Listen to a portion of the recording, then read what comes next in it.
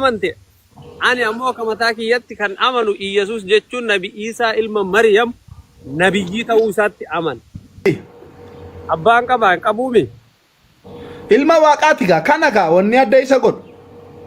Ayyee koo hireeshi warri isa ishii isiin jedhe haadha qaba Maryamtu dhalee dhimi isa abbaa malee dhalteen. Ilaa ibsa. Gaafi namsi gaafatu yes or no akkanuma naan jedhime. Yesuus ilma waaqaati. Ati Isaa quraanarraa nan gaafatin yoo dhageesse Yesuus isa macaafa qulqulluurraa an sitti himaa jiru kana wal barii. Haa macaafa keetiirraa si gaafadha maali Yesuus immaan sun haati isaa eenyu siin jedhe. Maryami. Sansi gaadhaan jiru wal. Innaan illee sanuma si gaafadhe yes or no naan jedhi dhumatti. Yes siin jedhee barsan yoomin mormi. Yes eega jette gaafii kiyya neekisti sii ce'a. Abbaan qaba. Ilma waaqaati. Hin qabu. Haadha qofaan dhalate. Akkasin jedhamu ilma waaqaa jedhama. Yesuus ilma waaqaati. Rabbi waan ta'an waan badhee jiru maa nama karkarta. Haadhaan dhalate qooyi. Sanuma gaafatuuf akkasiin jedhu duubni erga inni haadha qofaan dhalate ka abbaan qabne jechuun Yesuus. Erga akkasi wanni kun adda isa godhu jettee ka amantu taate. Adam kan haadhaa fi abbaa hin qabne hin jira. Maa isatti namanne re'atiin kana dhiistee ka haadha. Awwalee ilmi namaa yookiin jecha rabbiitiin dhalata yookiin haadha abbaan dhalata kanuma lamii jechuun dhalata. Yesuus ta'ii rabbiitiin dhalate haadhaan jechuu haadha keessa. Nabi Isaan Nabi Adam ka isaa olii hin jiru. Ta'ii kabajamaati jedha. Isin ammoo quraanni jecha Allaahati jettuu bara. Quraanaan wal faallaa deemtu. Isii akkasiin jedhu amantii dhiisiti amantii dhiisii narraa dhiisi jedhu waa'ee amantii nama amantii beeku bira dhaqe rakkoon hin jiru garuu dammoo an akka mataa kiyyatti waan itti amanuu fi waan dhiisu qabu yoo san na gaafatte amantii kiyya muslim alhamdulillahi rabbil aalamiin Muhammad ergamaa isaa Iyesuusis ergamaa isaa jari lachuu Iyesuus ka jedhu quraana keessa ni jira. Nabi Isaa ilma Maryam. Yesuus immoo ilma waaqaati gaa. Isaan ilma Maariyaam ilaali. Afaan keessa nan dhaabbatini mindinoo isaa. Jechuun yeroo dabsitu dhaggeeffachuun ni ulfaata gaa. Isaan ilma Maariyaam. Kaseeme akkaan si caqasetti taa'ina caqas jecha sitti maaraa. Ayyee. Waan ragaa qabu qofaan se'e.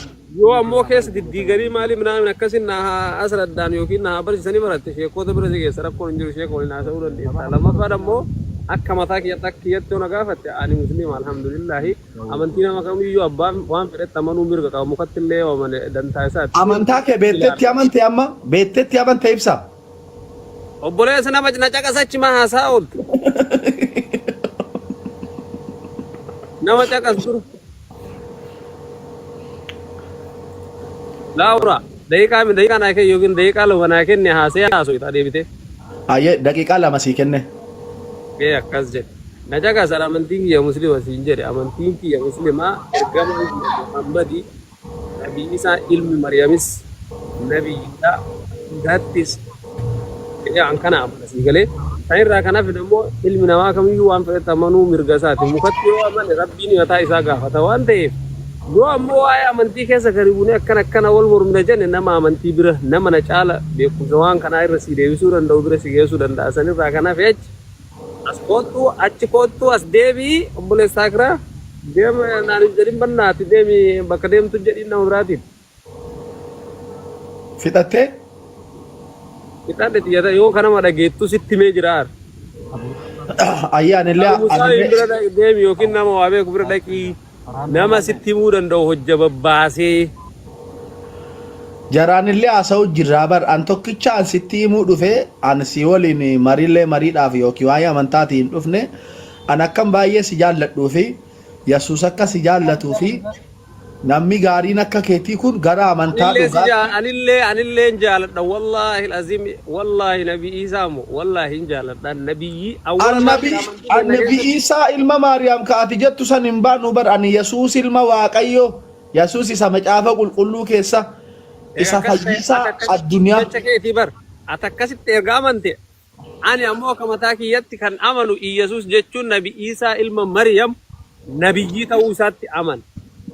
Kaisa uume kaisa ol ka jiru ammoo Rabbi Allah tokkicha. Garaagarummaa isaa keenyaa laal ibsa. An ilma Waaqayyoon sitti hima.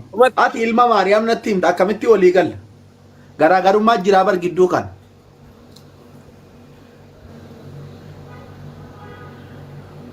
Ana kasiin jedhu. Yesuus hin qoon kasiin jedhu Yesuus ati Yesuus. Yaa ibsa namni kamuu Yesuusiin malee jireenya bara baraa hin qabu. Kottu gara Yesuusitti obboleessa koo qaali. Yesuus si jaallata. Ana jiraataa jira wallahi ammallee. Ati amma jireenya bara baraa ni qabda. Jiraachaa jira nam haga jiru keessatti. Kaburii dammoo Rabbi beekaa abdii. Ka jannata ta'uu kee of beektaa amma ati jannata galta moo azaaba galta? Ani moo jannata galuuf kheyrii dalagataa jira. Bor waan bor itti gaafatamu addunyaarra walitti qabadhee addunyaan tun waan fatanaa biyya fatanaa irra tartu waan ta'eef bakka dhattu ni beektaa ibsa amma bakka dhattu ni beektaa bakka dhattu ni beektaa yoo duuti inshallah jannata galasiin jedhe jannata ragaa maal qabda bolee soo barbaade gaafa achi deemlee achi taa'ee laayivii sii dabarsa azaaba keessa deettee naanaasa'uu dandeessa. Karaan dhugaan jireenyi Yesuus qofa ibsaa koo karaa dhugaattan si affeeran obboleessi kee. Yaa Rabbi yaa Allah awoo yoo dhaliiste obboleessa. An kasiin jedhu qoya. Si nama bareedaa kan akkamii. Na caqas waa si gaafa fi. Kan anarraa fudhu gaa ergaa kiyyaan obboleessummaatu na eeyyisiisaa jira malee wayi waan haa kafaltaa ibsa. Ishi irratti himtee bar fudhadhee dhiisuun sun ana ilaallata bar kanaafiyyuu anillee gaafii si gaafadha gaafii an si gaafadhu gaafii naa deebis. Hin fudhatta maqaa Yesuusiin hin fudhatta. Isi ati irratti himuu malee kan namni si gaafatu deebisuu fi caqasuu fi qophii yoon qabaatiin maal gochuu waliin haasuu daree naafsi.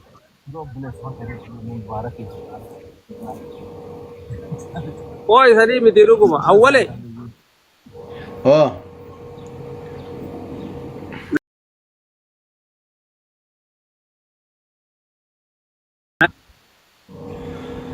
Ni qabae. Kopi linki godhame family. Abbaan qabaa qabuumi. Ilma waaqaati gaa kana gaa wanni adda isa godhu. Ayyee koo hireeshi waluuti koo isi gaafadha. Yesuus jiraataa bar Yesuus ibsa.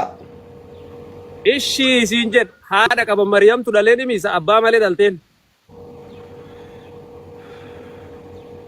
Ilaa ibsa.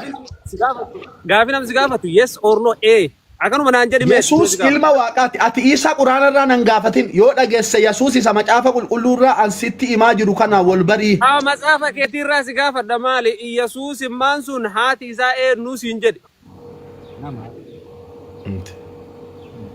Mariyami. Sansi gaafadha jiru wal. Innaan illee sanuma si gaafadha yes or no naan jedhi dhumatti. Yes siin jedhee barsan yoomin mormi. Yes eega jette gaafii kiyya neekisti sii ce'a. Abbaan qaba. Ilma waaqaati. Hin qabu. Haadha qofaan dhalate. Akkasin jedhamu ilma waaqaa jedhama. Yesuus ilma waaqaati. Rabbi waare. Waan ta'an waan badhee jiru maa nama kakkarta. Haadhaan dhalate qooyi. Sanuma gaafatuuf an kasiin jedhu duun erga inni haadha qofaan dhalate ka abbaan qabne jechuun Yesuus. Erga akkasi wanni kun adda isa godhu jettee ka amantu taate.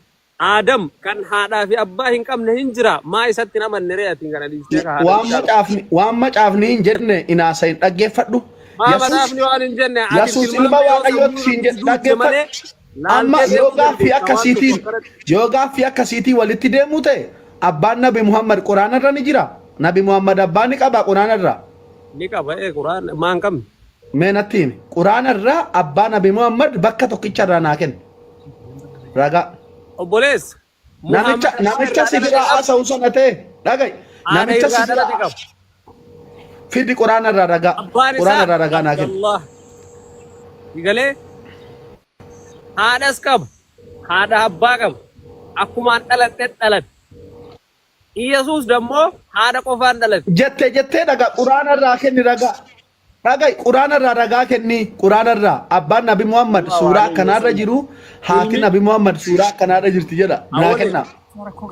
turisme haasa udi awwale ilmi namaa yooki jecha rabbiitiin dhalata yooki haadha abbaan dhalata kanuma lamii jedhuun dhalata. Yesuus ta'ii rabbiitiin dhalate haadhaan jechuu haadha keessa. Nabi Isaan Nabi Aadam ka isaa olii Ta'i baqa ta'i jechuun jecha jechuudha sagaleedha jechuudha ilaal. Ta'i jechuun jecha jechuudha sagaleedha jechuudha Yesuus argite kanuma sitti maa jirraamnu garuu meena biyyi kee ifaana duniyaa kana dhagai macaafni ilma abbaa jedhe malee abbaa minaamin isati jettu kana ilma jedhee bakka lamatti nirre dhaggeeffadhu. Kanaafi amma maal gootaati mee kana hubachuudhaafi abbaa Nabi Muhammad Yesuus ilma Waaqayyooti jennee miti nuti ragaa guutuudhaan abbaa Nabi Muhammad haadha Nabi Muhammad mee Quraana irraa natti himi namichi si biraas natti himu bakka isaa atis natti himi. maayet Fida Nabi Muhammad abbaa qabanaan hin jenne ati Abdallah abbaan isaa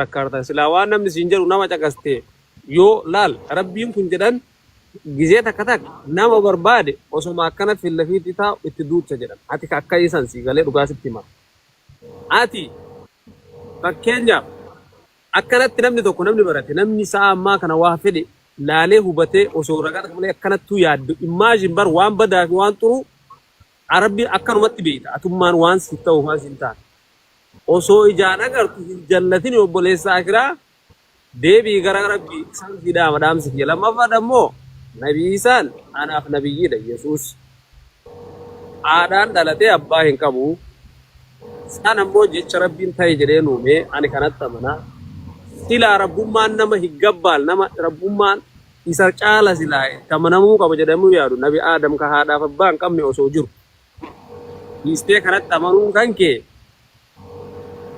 gaafii sammuu keessa gaafachuu